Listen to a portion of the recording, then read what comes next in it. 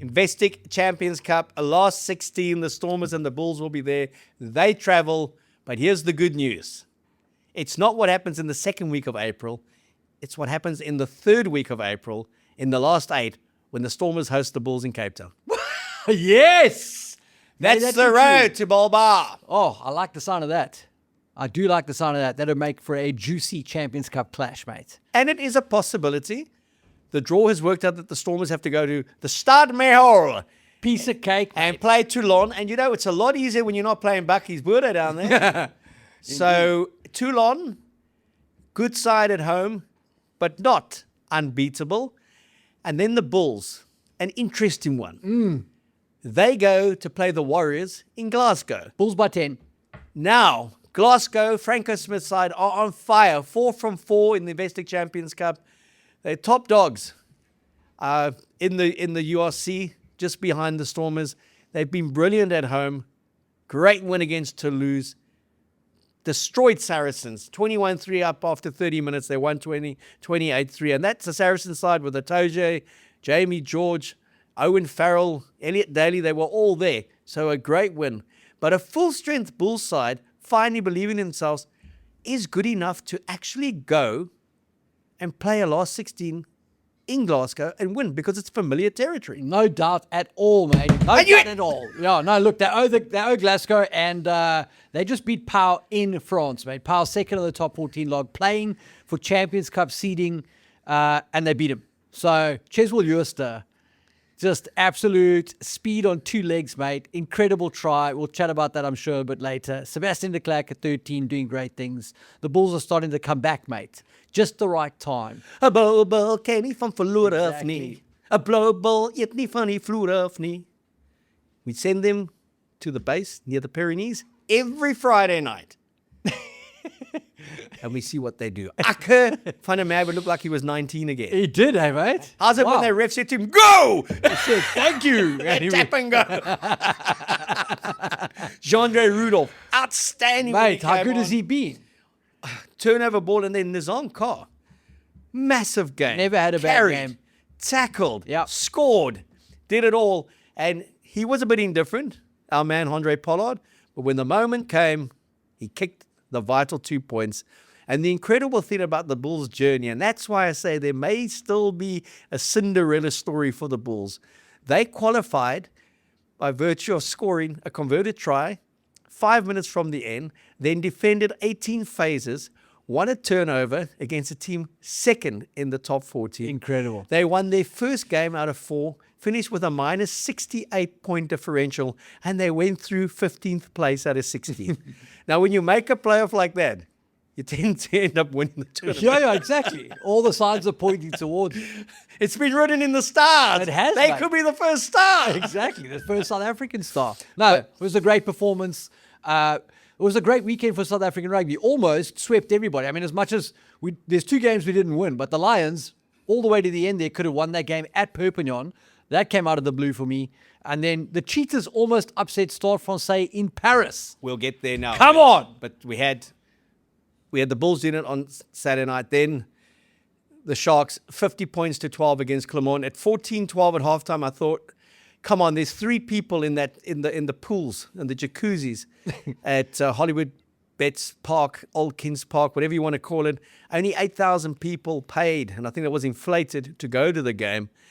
And credit for them for crunching a second-rate Clermont side, and they put 50 points past them.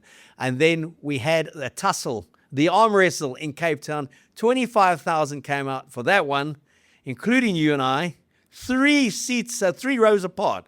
I was outside the coach's box in the press area. You were in the coach's box. You were a lot more stressed than I was. And 25,000 people watched the Stormers score 5 tries, get the 5 league points.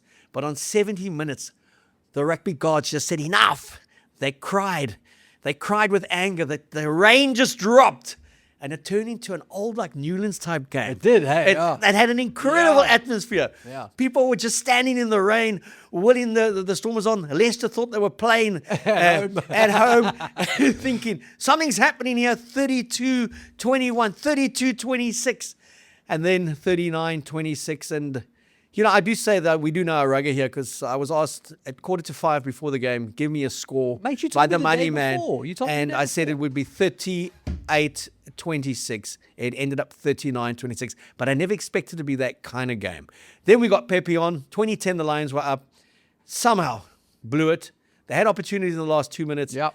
And then, hapless, luckless, our romantic love affair with the Cheetahs at 28-24, 77.5 minutes.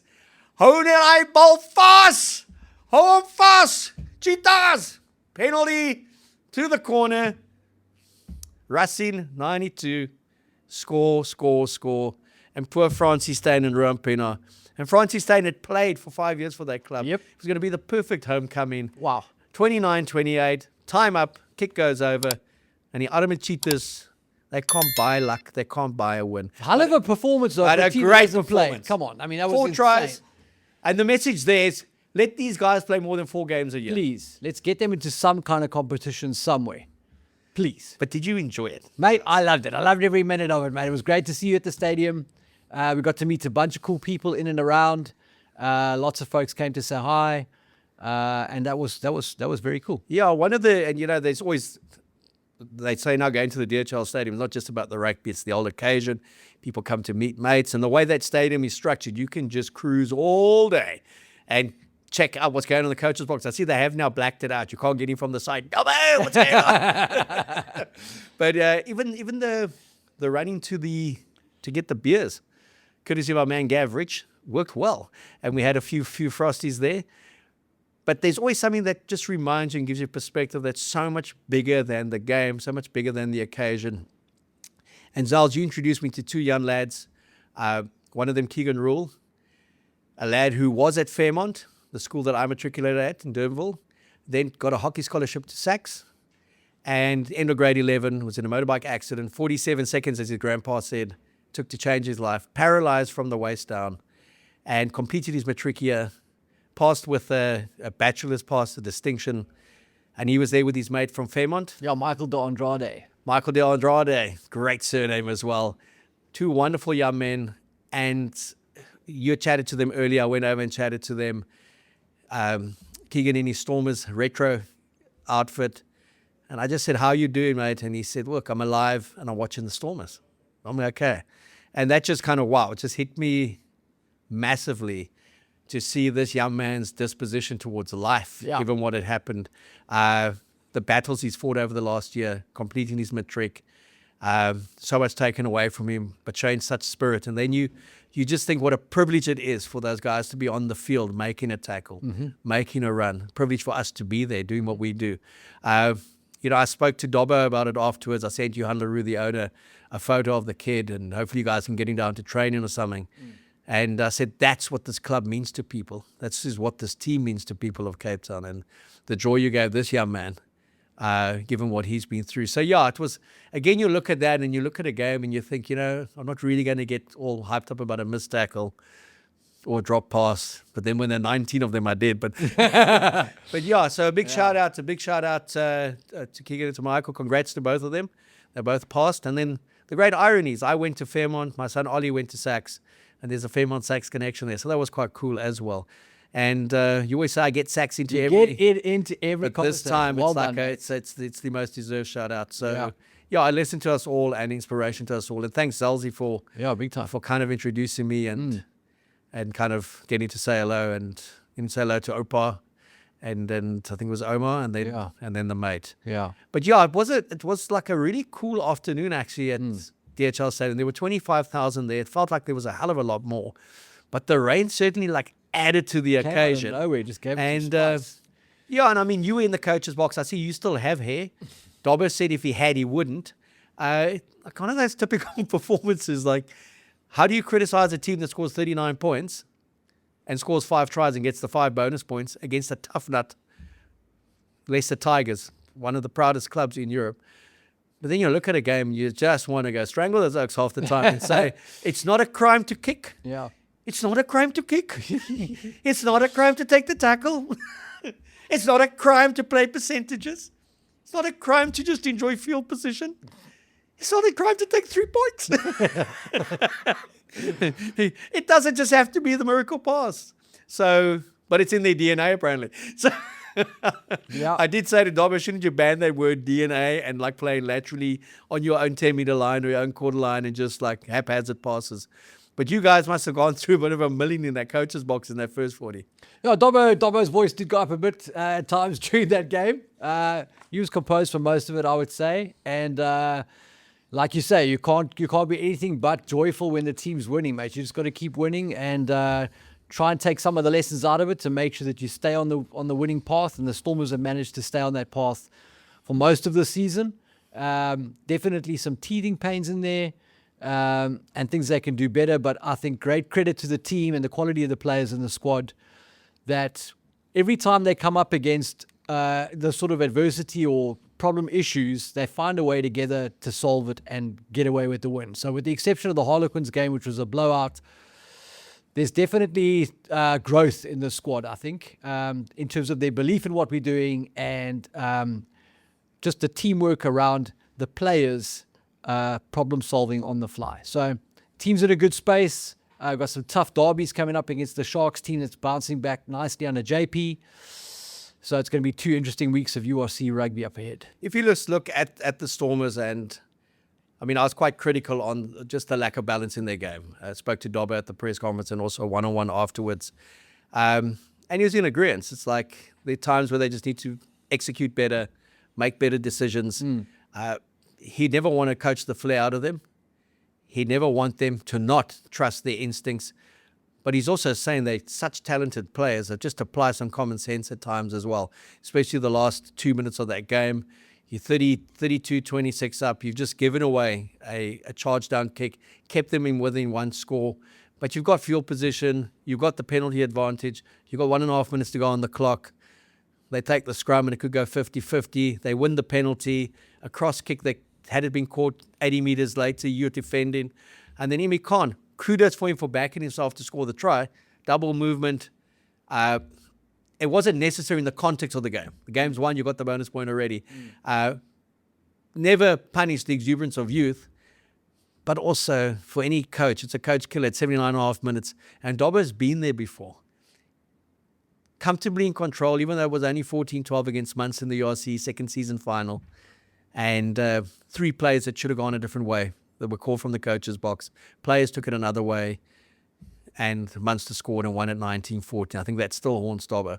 So that's been the thing about the Stormers. At times I just feel they are their own worst enemies when it comes to the way they approach a game in that first period, and they keep a team active and keep a team involved.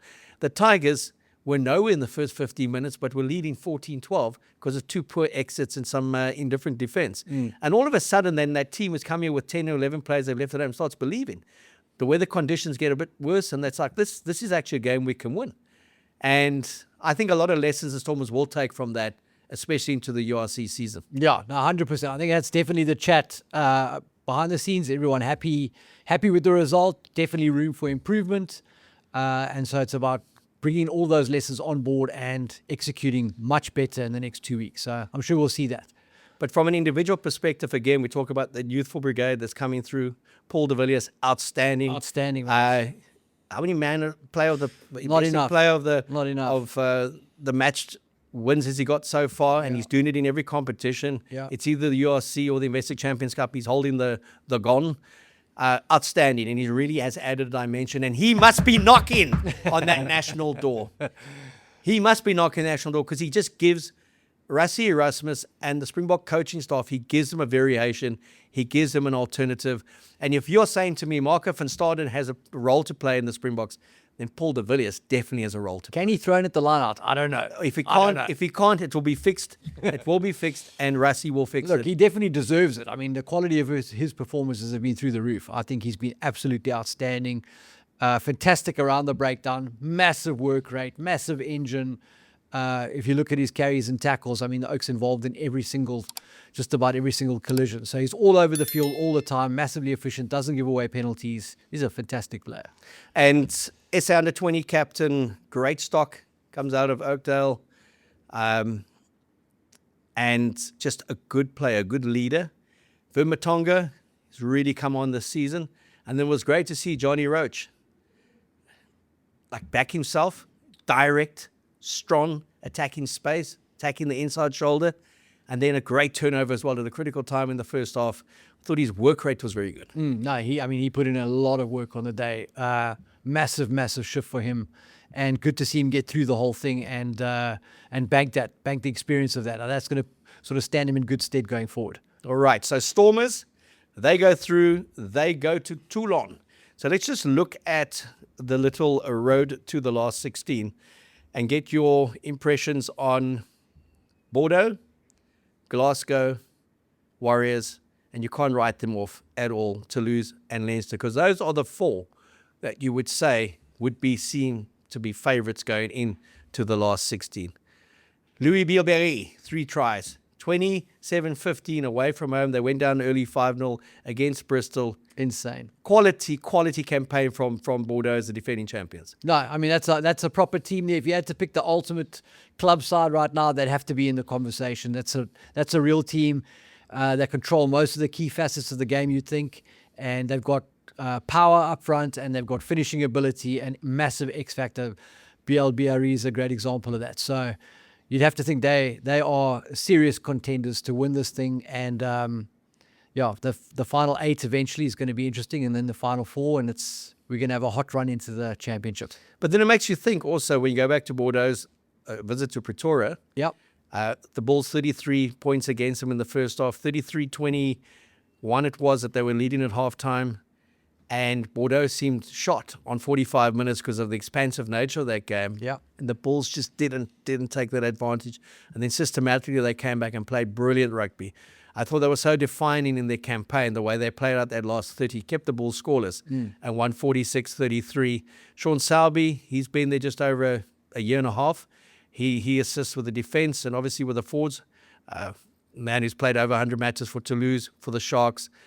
10 minutes he played for the Springboks against Samoa. Yep. Still very much South African, even though he's been in France for the best part of 20 years. And then Heinie Adams also played for South Africa a couple of games, played many games for the Bulls. He's been a part of their coaching staff for the last few years, having played most of his career for Bordeaux. So there's a nice South African influence there. But they talked, when I spoke to them in Pretoria, culture, belief, but also the star-studded backline is basically the French backline. But their strength comes from the foundation they get from the pack. Well, that's it. And the work rate that goes into it. That's exactly it. When you just see some of the tries they scored against Northampton and in round 3 when they put 50 past them at home, and then their performance against Bristol, they have shown intent. They've picked their strongest teams to go away from home in the pool stages. They end at top of the table. And the interesting thing there is they host poor Leicester, who got him because La Rochelle were dumped out. So I think Leicester may think, wow, I wish we hadn't got that one and gone to the Challenge Cup. But they host them, and if they win, which they should at home, they play against the winner of Toulouse and Bristol Bears. Toulouse were 1 from 3 going into this last round. Sneaked in. And then they ended second in their table, and they get to host. And Bristol, who've been on fire 3 from 3, don't end second, and they go to travel. And you've got to back Toulouse in that game at home.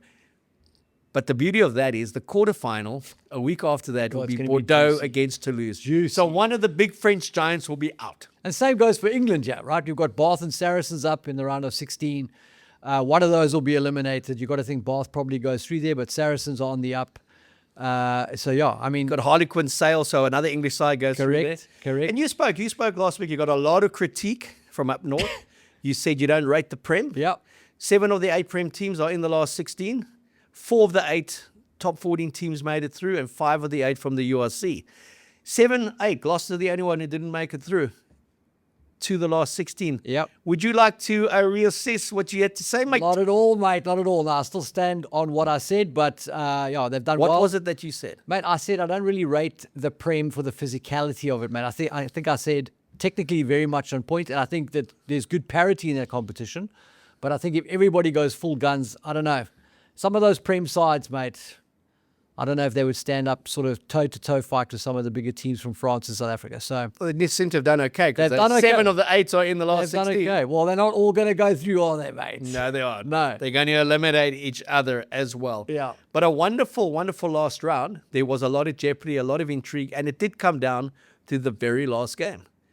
After 4 super rounds split over 2 and 2, it came down to what's going to happen when Saracens go to Glasgow. And I actually had Saracens Poxina win. You didn't. In Glasgow. Really? Because I looked at their team lineup and it had all the big guns in it. The Atojes, Jamie George, Owen Farrells, young Fergus Burke, the Canterbury lad who's playing at 10. I think they could give Glasgow a good go. And I didn't know if Glasgow had another big home game in them. Wow. The Franco Smith and the boys put some egg on my face. 21-3, 3 converted tries in the first half an hour, and then they got the bonus point try. 4 from 4, por favor. And it's just a great result for them. They've been outstanding. And, Franco said they've got to be better in the Investec Champions Cup after they got blown away by Leinster last season, having done so well up until going there.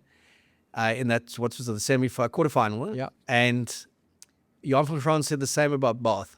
And they've both turned the corner. They both put in outstanding campaigns. And you've got Sean Everett, South African coach. You've got Franco.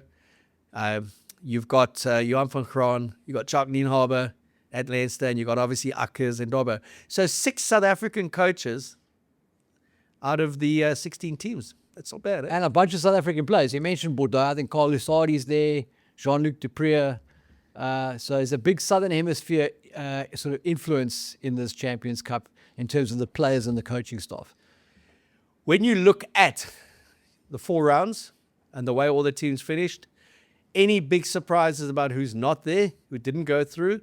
And if you had to pick a winner again right now, and we know in 2 months' time when it resumes the second weekend of April, the landscape can change dramatically. We would have had a 6 Nations competition. Yeah. We would have gone toe-to-toe in the domestic leagues, top 14 Prem. And the URC players, especially the South Africans, would have had that February off for a bit of recovery, which is kind of a foreign word to our players. And they come up firing in March and then get geared up for that April assault. Where would you put your money, and who has surprised you not being there, or is it status quo that you thought it would be? I think a team like Munster, I would have thought would have been in and around the mix there a little bit more than they were. I think Sale have had a good season by their standards. I think it probably ends in the next round, but they've had a good season, a good campaign. I'm not surprised to see the likes of Glasgow, Leinster. For me, Bordeaux is the team to beat. Toulouse, underwhelming. You would have thought they'd have more control over their campaign, but this is a team with great championship credentials and understands knockout rugby, and so they may kick up a gear, even though it's a tough deal to win in the latter stages, I suppose, on the road. I thought Northampton were probably worth their place second in their pool, but also not convincing. Bath have done well. They've gone from sort of outside the frame of the top clubs in the world to being right in the middle of it and really sort of proving their worth and their validating their place there at the table. So quite keen to see how they go now that we narrow down into the top 16 teams and then the top 8. But I would have to say, I'd have to say Bordeaux very much in the running, and then Leinster starting to warm up at exactly the right part of the season, aren't they?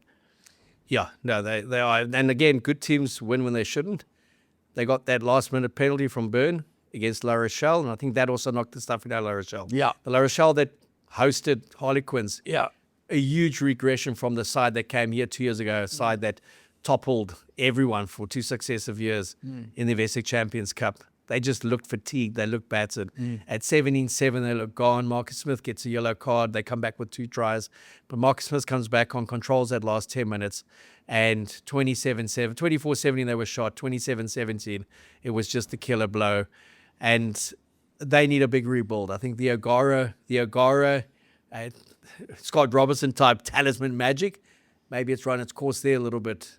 It's either a rebuild or you could see him looking for another adventure elsewhere. I feel like we've been having that question mark hanging over him for 2 seasons now. Feels like, there's been a bit of discontent maybe between him and the upper management there, but it feels like it's been unresolved for a long time. I don't know what impact that has on the team. Yeah, and they're 7th in the top 14. They just weren't good in this competition. Like they gave it their all against Leinster, and you think that's the O'Gara thing, that's the team he been a Munster man that he despised the most, even though the talk is he may go back and coach them. that was personal, but I really expected a bit more from them against Harlequins. But fair play to Harlequins. I think they got the confidence boost with the demolition of a second string Stormers. Yeah. 61-10. They've decided this is the competition they got to really attack. They got a great home draw against Sales, so they know it's local opposition. At home at the Stoop, it'll be hard to beat there. And then they're in. But then I think they travelled to Dublin for a quarterfinal against Leinster, and they've been there in the league phases. They were competitive for an hour and then kind of lost. So when you look at the Stormers, a lot made that they didn't take their best team to Harlequins. What they potentially avoided is just going to Dublin a week earlier, because if things do play out and they do beat Toulon and Bulls knock over Glasgow, it's quarterfinal in Cape Town. If not, they got to go to Glasgow and make some history and win there, because they haven't won there in URC playoffs, but it's not foreign. And then from there, they have to go to Dublin and play Leinster. So it shows you to win this tournament. Yeah, the road gets steep. It gets steep, and the team that's standing at the end has really deserved it. And what I do love about Bordeaux is they backed it up this season. You know, they were close 3 years back. Then last season, they did it, and then they just couldn't do the double. They lost the top 14 against Toulouse, and then boom. This season, I think they've just been outstanding. I just love the way they play. They just got such class players. And nice to see Jean-Luc back in that mix and having that South African mongrel wearing a number 6 jersey. Yeah. Looking at your Sharkies. My Sharkies, mate. Yeah, so obviously big week. South African derby, the Coastal Derby. Sharks are starting to warm up again under JP. Some signs of life there. I thought they'd put, in terms of this season, it's probably one of their most convincing performances together, one of their most complete performances. I think the defense is starting to find its teeth again, and they're leaning into some more pragmatic rugby, and I think that's bringing the best out of the massive X factor that they have in that team, between the likes of Lorenzo Julius and Ethan Hooker's in the mix. Grant Williams is there. They've just got so much X factor. Fussy back on board.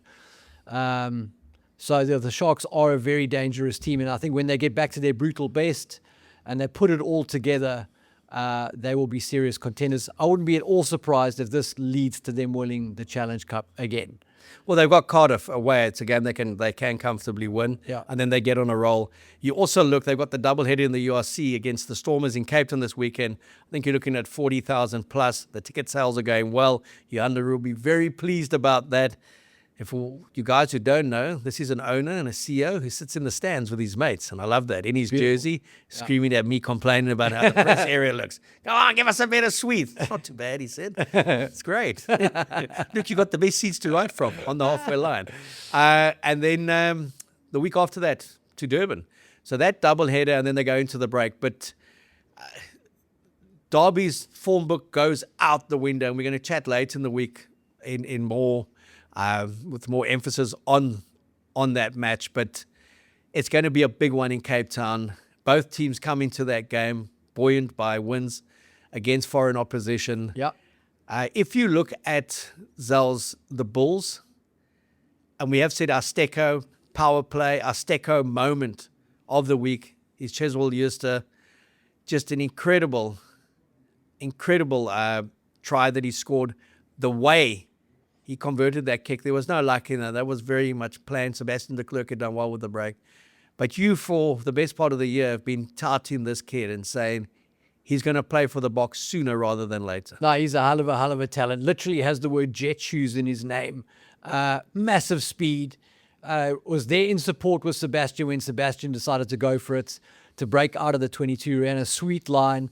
As soon as he got it, knew where he was going with it. And, you could tell the really class players, when they do these things that are amazing, it's almost like it's offhand. Like it's not, there's no stress factor. You can see he just dropped the ball onto his boot, put it into space, and then just full throttle onto that ball, just gassed everybody. It was like watching Carlin Isles in the sevens a few years ago. Just a massive difference in speed with this kid. So very glad to see he's back from injury. I think he's going to add a massive edge to that Bulls attack just because of the raw speed that he brings if you pair him with Seb de Klerk. And kudos to Seb, who played 13 and not on the edge as he has been the whole season. I thought he was good at 13, and the way that he linked up with Cheswell was just insane in that try. So the Bulls have reason to be excited. They've got the power of a Wilco and a massive pack of forwards, and now they've got this huge speed advantage. I'm quite keen to see where they go with that. If you look at these 4 rounds, you look at what's happened in the URC so far, and we start thinking national equation, because every week we look at the national equation. We know that 90% of Rassie's squad is settled. Players knocking on the door for an alignment camp or potentially for inclusion based on form and pushing some of the veterans. If you had to identify a handful collectively from the 5 South African teams and anyone playing abroad, who would they be? Yeah, I mean, Cheswell's a great guy to speak about, isn't he? And Seb de Klerk's another one. Those 2 guys, I think, have the kind of X factor that Rassie probably favours and likes. Paul de Villiers, we've spoken about, to me would be a no-brainer to have him in the mix, just to get a taste of how it all operates at the next level. The Lions have been up and down this season, but they're playing some of their smarter rugby, I would say. Henko van Wyk is a guy who's kind of slipped off the radar, but we know his quality. He's a guy who's probably been waiting a long time to find his way back there.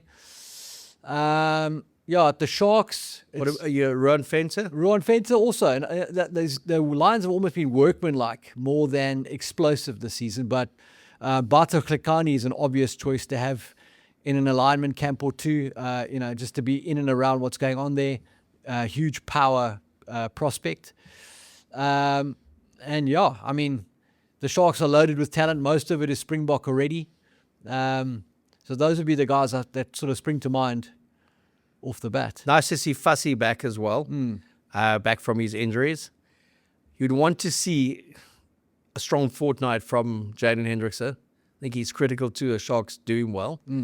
Obviously going to be 2 big games for Siya Kolisi because he's coming back to the Stormers next season, so he'll want to give it a full tonk. Hashim Peed, mate. Yeah, from the Lions, formerly of Bishops and the World Cup. So I got Bishops into it as well. You did, mate. At one stage, that Stormers backline was player, please. That's yeah, Rob Lowe, Jock Callis, Garth LaRue, Alan Lamb, back in the 70s, 80s, and early 2000s. It hasn't been that long since they produced quality players. If you look at Bishop's 9, 10, 12, and one stage 13 on the field, and a Bishop's coach, I don't know what's going on at the Stormers. I don't know what's going on at the Stormers. But yeah, if I look at, obviously Paul de Villiers is a no-brainer for me, the way he's come through. I like the look of Johnny Roach. I think Simon Hotzenberg needs to, I mean, Rassie rates him so highly, increase his work tempo, increase his workload, kind of get a bit of mongrel going again, show us to kind of find the belly that we saw 2 years ago and that we see from his brother every week when he plays for the Cheetahs. I would send him to the Cheetahs for a week. Yeah. Let him go hang with his butt for a bit because he's such a talented footballer. Yeah, Evan Roos, again, I'm a big Evan Roos fan, but he needs to cut that error rate down. BJ Dixon, good to see him playing with mongrel again. And I thought Andre Kafenta, like busy, 1 or 2 line-out wobbles, but busy, aggressive. So there's a good crew outside of the obvious crew that he's coming through for Rassie. Manny Chituka. Yeah, I mean, you love the Chituka brothers, yeah. So there is, I mean, there's so much talent that's there that Rassie and his team have nurtured and the URC coaches have put together. When I look at Rassie, and he'd been quiet for a while, but then he came to life Saturday night when he announced that Tony Brown will not be going anywhere. It was just brilliant. I'm staying. I'm not leaving. With a few expletives. I am not leaving. Yeah. So it was just wonderful. Everyone sleep better in South Africa tonight. I think they were sleeping well in New Zealand that night. They were willing to fork a lot of money for Tony Brown. But by all accounts, Tony has said to you, mate, I'm signed to 2027. I want to go win a World Cup with you guys. And remember Scott Robertson said, I want to win a World Cup with 2 teams. We now one of them is not going to be the All Blacks, okay? But it could be Tony Brown that ends up winning a World Cup with 2 teams, okay? Insane. So he is committed to 2027. That's wonderful news for us. Not such good news for New Zealand, but it adds extra grunt, extra mongrel to the greatest rivalry tour. Indeed. Which is going to be fabulous. 4 tests, 3 of them in South Africa, 1, I believe, in the United States against the old foe, the All Blacks. Looking at all the widespread reaction in New Zealand. Seems pretty 80% were happy he's gone, Scott Robertson. Eh? The public said it's time for him They've to had go. enough. There was the odd shock horror comment from the usual suspects who had called for him to go, but when he was axed, said, "Well, I can't believe they did it." I saw on the breakdown they had 150,000 views in like a day. So people woke up to New Zealand. It's not Super Rugby, but there is some news coming out of there. I saw Brian O'Driscoll was quoted and he just laughed and he said, "Well, what is it, 75%? He says, "Yeah, if you don't get 90%, you don't win the Rugby Championship. You don't retain the Bledisloe Cup. And if you falter in the World Cup and lose by a point, mate, you got to go." They do have different standards. That's what I was going to say. By Kiwi standards, 74% is not great. Yeah, he said they do have different standards. And he was chuckling at the madness of it all in terms of, in this day and age, how does one sustain those kind of standards with just how close the top 6-7 teams are on any given day, and also the playing schedules. Looking at our boys abroad, Damien Dialandi, old dogs are still doing it, eh? Amazing. And I think Dad's army, Rassie's dad's army that he's got, everybody's motivated to push through to 2027. Everybody feels like they are in the mix. I think everybody is in the mix. Everybody is in play. I don't think Rassie's going to discard pretty much anybody, mate. So you're going to have to play your way out now. I think he's got so much talent, experience, and just depth that, in the old days, you couldn't take a 36-year-old because if you got injured, you say, who's the next man up? But at the Springboks, you've got 3, 4, 5 players in the mix, and 3 of them are in their 30s. So it actually doesn't matter. Everyone's warm and ready to go. If you have an injury, you just swap a guy out, and he's a world-class player. And I think that's keeping everybody motivated because they know that nobody's comfortable. Everybody's playing their best rugby whenever they get the chance. If you look at the state of South African rugby outside of the Springboks, Stormers top of the table, 8 from 8, going into 2 local derbies against the Sharks. Yeah. 2 of our teams in the last 16 of the Investec Champions Cup. The other team that played there is in the Challenge Cup, the Sharks. And the 2 teams in the Challenge Cup out, but the Lions were basically points differential. They drew 20 all away from home. They will rue that 1-point defeat against Red Bull Newcastle. Yo. They won at home against Lyon. They had a poor 5 minutes against Benetton and lost at home, having led. They could easily have been 4 from 4 in that league phase. And then the poor Cheetahs, game cancelled in Amsterdam. They conceded a 28-0 because of the technicalities. A minute away from winning. Where do you put the state of, a week ago we were saying, oh, it's 0 from 3, we should never play. That's exactly what Where I was do we gonna put say. it now? A week is a long time in rugby, mate. I'm not going to say anything because next week, this time, it may be a completely shoe on the different foot. So I think South African rugby is in a good space. And the Springboks can confirm that. I think the coaches and the administration across the board are doing a good job because South African teams do face challenges. Given the exchange rate and the demand for our players overseas, it is hard. You're also juggling a massive player base of youngsters coming through. Some of the world's best players for the future are pushing for a place now, and you've got some of the current best players in the world. It's a nice headache to have, but it is still a tricky job to do. And at the same time, you're trying to fend off these guys with foreign currencies trying to buy your players. So I think South African rugby is in a good space. We're in contention in the European Champions Cup. We're in contention now in the Challenge Cup thanks to the Sharks. The Cheetahs just signed off with a performance that says these guys can still beat people even if they only play 1 game a year. And the Lions were, a couple of minutes away from a famous victory in France against Perpignan after they'd been given very little chance of doing that. So I think everybody's doing a good job. The key is the consistency. That's what we talk about, isn't it? It's about putting it together, those performances every week, not necessarily always getting the win, but always playing in a way that settles the nerves and says, hey, we know what we're doing and we are in control here. Sometimes it doesn't go our way. So I think we're in a great space, mate. All right. Now, you were in the coach's box on Saturday, you were in the change room afterwards, and you were at training this morning before you came to the show. Lay of the land, the Stormers, 3 from 4, Champions Cup, heading into the big derby against the Sharks. Mood, context, feedback from the coaches post the Leicester game? Yeah, I think everybody is happy that we've got to where we are. We obviously have preferred to have hosted the playoff round against our opponents instead of having to travel. But very much the focus is moved off Champions Cup onto the Sharks. 2 huge games. We know what happens in derbies, how physical it is, and very important to get back to what we were doing in the URC. and stay where we are on the log. So we need back-to-back performances against a great South African opponent with a long tradition of playing some very physical and exciting rugby against us. And I think the URC playing with a format where we play back-to-back derbies like this, I think is going to be an interesting learning curve, because obviously you've done your analysis on the team, you play them, and then you play them again the following week. So it's going to be about finding a few technical, tactical wrinkles, I suppose, to take advantage from week to week. So a little bit of a learning curve to that. I think that makes it more exciting. If you look at the Bulls, 30% possession, you would have loved that stat. They only passed the ball 60 times, power passed it 166 times. They kicked the ball 29 times to Power's 24. They made 277 tackles to Power's 73. It was a kind of game made in heaven for the Bulls. Yeah. They obviously showed grunt and resolve. Was there technically anything that you saw that was different from what you've seen in the build-up to that game, and obviously from analysing them when they played you guys? So I think what the Bulls and the Sharks were better at this week is being more pragmatic, playing with a bit more boot, and then their defence improved them for both of those sides this week. They were tackling in the 80s. So the Bulls have definitely started to show some signs of a recovery on defence. I don't want to see teams just kick and tackle. That's definitely not my style. I love running rugby. I just want to do it in the parts of the field where it's the most effective. So you may have less ball because every time you touch it, you score. You don't necessarily need, for me, you don't need to take the ball through 14 phases. If you have to take the ball through 14 phases, that means the previous 13 didn't do the job. You want to try and dent the defense, create an opportunity, and then score, ideally.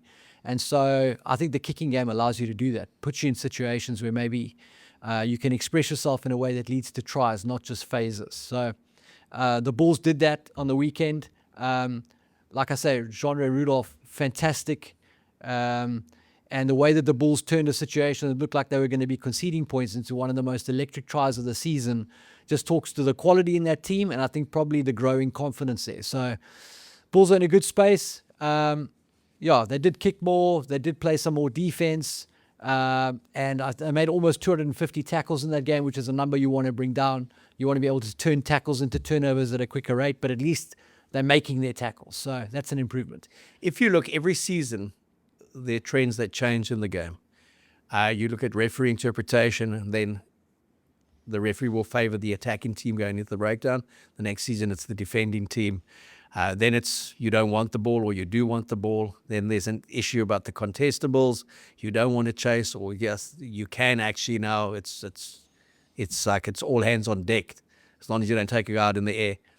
Has there been any significant change this season? Talking to the layperson out there now and kind of making them aware of things that someone who just watches the game for 80 minutes on a Saturday and switches off the telly.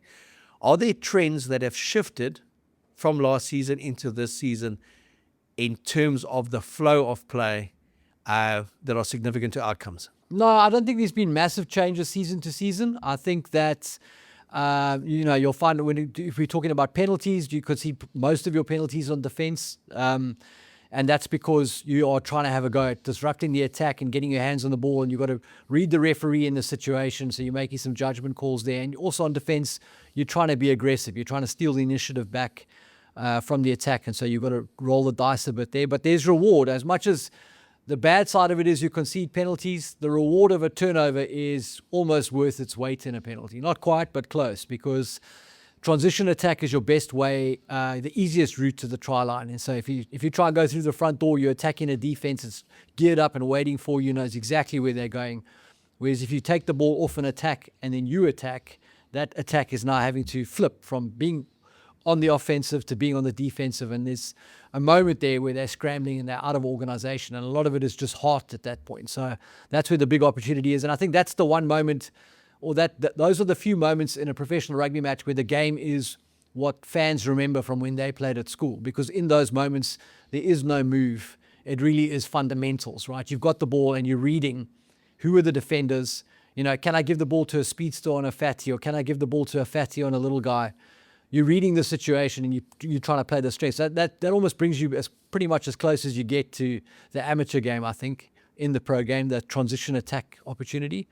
But in terms of the flow of the game, I think it's we're close to what it was last year. I think contestables is something where you're going to start to see probably some movement in how the game works, because I think teams are leaning into contestables a lot and believing that they can put the ball up and win the ball back. You've seen the comments from guys like Tyke Burns saying, the game's become a bit robotic around that. So I'm sure referees will start hearing a few whispers from the higher-ups to say, hey, we need to start taking some control of the situation because it's becoming a bit predictable. So I would expect contestables will start to come under closer scrutiny, I suppose, from referees in the future. They've already tried it. We have cancelled the escort. You can't escort the receiver. You can't, to try and sort of curb that tactic. But for now, it's very much integral to how teams play. And I mean, the Sharks kick a ton of contestables. It's very much central to their kicking game. And they've got guys who can go up and win the ball in the air. So that'll be a huge, huge challenge. All right. Thanks for those inside Zels. Magnificent. I was asked to ask you a few technical questions. Mate, I saw you dozing off. No, I wasn't dozing off. I wasn't dozing off there, mate. I was enthralled, intrigued. Mate, I know you well enough. I was intrigued. I was enthralled, mate. I was enthralled. I started drooling. I know Akins was taking notes, as was Cash. JP. I know about Dobbo, but I know that they were taking notes. No, but it's wonderful to hear your insights, and also kind of the understanding just of the global trends and then tournament trends and that kind of stuff. So I saw that you were a little bit more anxious than I was on Saturday. I think it's because I was 3 rows outside of the coach's box. You were in that coach's box. And at 22-21, I looked at all you guys and on the hour, and I think you guys were thinking, this shouldn't be a 22-21 game yeah, exactly. at all, not on an hour. Yeah. And not with our captain about to be binned for which was a contentious kind of yellow card. Technically right, but in the flow of the game, certainly not right.